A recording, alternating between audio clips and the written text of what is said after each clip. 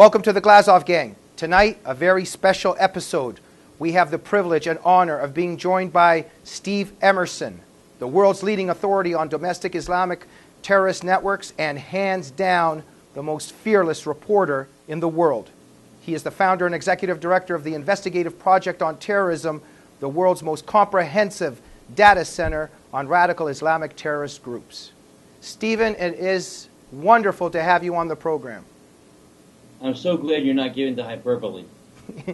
And you are now officially a member of the Glazov gang.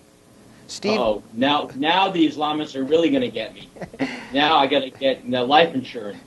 Okay, Steve Emerson, we have so many things to cover tonight. I want to talk about CARE. I want to talk about Obama. I want to talk about the latest terrorist attack in Nairobi. But before we do, Stephen, let us begin a little bit with you and your personal background.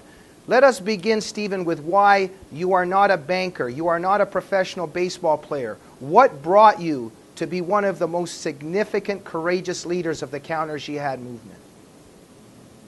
I'm looking around trying to figure out who you're talking about. Actually, being a baseball player was something I thought about being a shortstop. I played shortstop in college, actually, in college baseball. But Brown had a baseball team that could have been defeated by the girls' Cub Scouts. Okay, so that was a futile area for me to pursue. I ended up becoming a journalist after I left graduate school at Brown University, coming to Washington in 1978. I actually first worked for the Senate Foreign Relations Committee. After that, I joined the New Republic. Then I joined U.S. News and World Report for 5 years. And then I joined CNN as a correspondent. And in 1993, right after the first World Trade Center bombing, the one that occurred on February 26, 1993, the one that killed, quote, only 7 people, CNN asked me to do a documentary on how that bombing evolved, how it transpired. And I came back to them with the idea of doing a documentary about how radical Islam had become transplanted on American soil, and that radical Islamic groups had been hiding under false cover as religious groups under civil rights monikers. And the reaction of CNN was silence. You know, in the business it's called greenlighting when you get a green light. Well, they didn't green light me. They didn't red light me. They just didn't respond. A month elapsed, 2 months elapsed, and I say, what's the story here? And privately, a CNN vice president pulled me aside and said, Steve, your documentary proposal is too, quote, sensitive, politically sensitive. Since when, I said, does political sensitivity have anything to do with news judgment? Well, she said to me, CNN has 21 Arab markets, you have to remember. And your documentary proposal wouldn't take a liking in those markets. So I knew which way the wind was blowing. Hell has no fury like a journalist scorned. So I quit. Took my idea to the Corporation for Public Broadcasting. Dick Carlson was then chairman.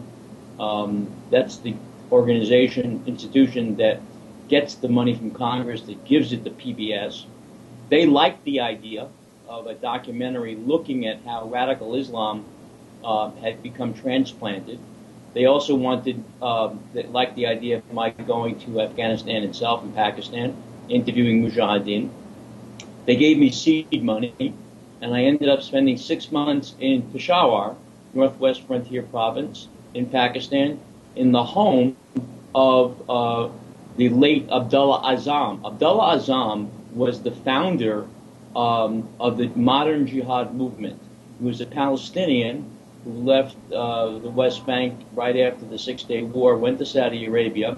He was a rabid anti-Semite, rabid anti-Christian, but he was a theologian, he was a tactical commander, and he brought to life the notion that you can carry out jihad not just by studying, but by actually practicing it in the fields of Afghanistan against the Soviets. So he actually is the father of the modern-day jihad movement. And he was killed in November of 1989 in Peshawar, a bomb that blew up his car and killed 2 of his 4 children. Well, in 1993, through some mutual contacts, I was able to contact one of his surviving sons, Odefa, who was living with his mother and his younger brother in Hyderabad, Peshawar, and he welcomed me as a guest. Little did I know at that time that I was actually dealing with the precursor to Al-Qaeda. And he introduced me to all the Mujahideen, and they were very nice to me, I must tell you. I did know that they were bloodthirsty killers. They actually asked if I wanted to meet Osama bin Laden. They said that he was in Jalalabad, which was about 30 miles north in Afghanistan, across the Khyber Pass. I said, fine. So I went to Jalalabad. Only one hotel there. The hotel cost about 30 rupees. That's about 62 cents. And there was no hot water. In fact, the water was so infected with, microbes that when I showered, I put, Scotch tape around my mouth and my ears so it wouldn't enter any of my auricles in my body. I stayed there for 2.5 weeks in 16-degree weather, no heat, waiting for Osama bin Laden. He never showed up. I couldn't take it any longer. I'm sorry. I became a creature of comfort. I needed hot water. I needed a bed. I needed hot food. So I went back to Peshawar. Bin Laden never showed up. But nevertheless, his name was fancied about routinely as the financier of this new fledgling post-Soviet. Remember, the Soviets had been evicted at this point, and now they were training their eyes on the United States. In fact, the 93 bombing was Al-Qaeda's first attack in the U.S. In any case, the most interesting aspect of the entire 6-month stay, besides meeting the Mujahideen personally, spending time, actually meeting Ramzi Youssef, the mastermind of the 93 bombing. And actually, I remember calling the FBI in New York and saying, I found him. He's here in Peshawar. Because the FBI had a worldwide manhunt for him. And an FBI agent offered to come undercover as a cameraman to Peshawar, but that was vetoed by FBI management. So it took 2 more years until Ramzi Youssef was found. In any case, before I left, they gave me a present, and the present was hundreds of videos. These were VHS at that point. They didn't have DVDs. When I popped them back into the VHS recorder in the United States, I found that they were all Islamic conferences taking place in the United States. Kansas City, Chicago, Boston, New York. I realized I had my documentary then, because it showed that all of these radical Islamic terrorist leaders, leaders of Hamas, leaders of Islamic Jihad, the leaders of the jihadist movement in Afghanistan, had been coming to the United States routinely without any knowledge whatsoever by the FBI. Of course, the CIA knew, because they had been emboldening them and empowering them in previous years to fight against the Soviets. They never told the FBI. So the documentary I produced finally aired on public television. It was called Jihad in America. Aired in PBS in November of 1994. And PBS fought tooth and nail not to have it on, but it was forced down their throats very courageously by the head of the Corporation of Public Broadcasting. Well, in any case, as you probably can guess, when you make a documentary, 99% of what you shoot ends up on the cutting room floor. And I realized at that point that after the documentary was broadcast, police were calling me, FBI were calling me, journalists were calling me, what do you know about this group, what do you know about this group?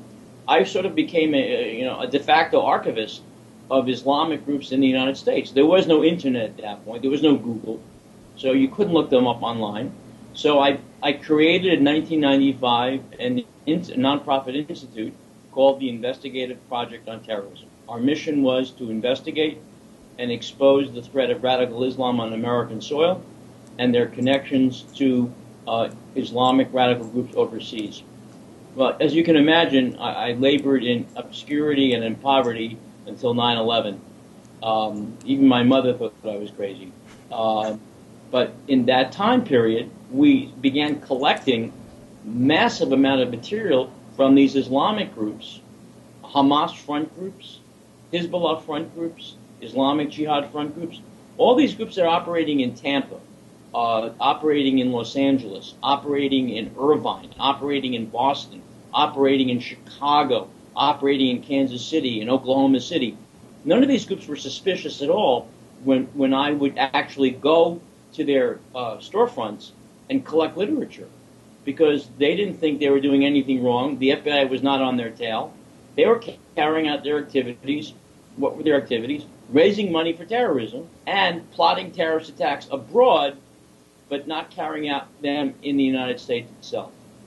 And they got away with it. They got away with murder, literally, until 9/11, when President George Bush decided that there was a problem with radical Islamic groups on American soil, and that's when the Justice Department started shutting down these charities that had raised tens of millions of dollars for suicide bombings or for Hezbollah or for Islamic Jihad, but were in fact abusing the IRS privilege of having a non-profit tax-deductible organization. So 19 charities were shut down. We worked with the FBI and Treasury on shutting them down. We also assisted on scores of prosecutions of Islamic terrorists, including the professor who headed up the Islamic Jihad in Tampa, Florida, named Sami al-Arian, who was later convicted. And I can proudly state that every single one of the individuals or groups that we profiled in the film Jihad in America in 1994, ultimately by 2004, 10 years later, every single one of them was either indicted, prosecuted, or deported. Now, since then, the organization has grown sort of exponentially. We've become sort of the world's largest archival data center on radical Islam. We've got more than 10 million documents, several terabytes of computerized information, 40,000 hours of undercover video and audio of radical Islamic groups on American soil behind closed doors. And the premise behind, or the thesis behind our success has been that we are not a think tank like 99% of the organizations in Washington. They sit around and they produce papers that no one ever reads. It's a welfare society. We're a do tank. We do our own investigations. We should have been a cross between the New York Times and the CIA. Neither institution do I approve of, but nevertheless, that's the type of function we carry out. We conduct our own investigations. We recruit informants in jihadi groups. We do undercover work, as evidenced by the 40,000 hours of undercover video and audio. And we work collaboratively with law enforcement, Congress, other law enforcement institutions, as well as the media, other nonprofits. And we have a website called, it's under, the URL is www.investigativeproject.org.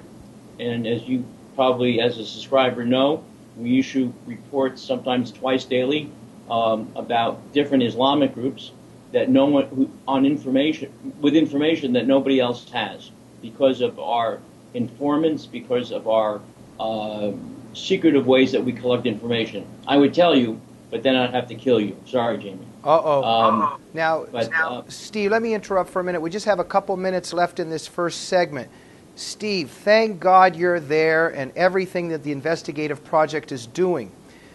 Is it not a tragedy? Is it not a catastrophe that you actually know more and are better informed than our own FBI and CIA? I mean, this is something that's just horrible in our culture and in our society, right? That our government is actually leaving it to private citizens to defend this country. The CIA, now headed by John Brennan, is headed by an Islamist. He's not Muslim, but he's pro-Islamist. He believes, he's openly stated that Hezbollah is a moderate group. He calls Jerusalem Al-Quds. He says that jihad means only peace and love. It doesn't mean holy war. He's an apologist for radical Islam. And so are so many of the agencies and the individuals appointed by this administration, either apologists or collaborators of radical Islamic groups such as Hamas or the Muslim Brotherhood. Right. Now, Steve. It goes beyond, Jamie, let me just finish. The fact that I have more knowledge, it's the fact that these guys are in bed. Our own government, our own FBI, our own Department of Justice, not the street agents, but the top echelons, are in bed with those that carry out terrorism. Yeah. Steve, with a couple minutes we have left, let me make sure that our viewers know this.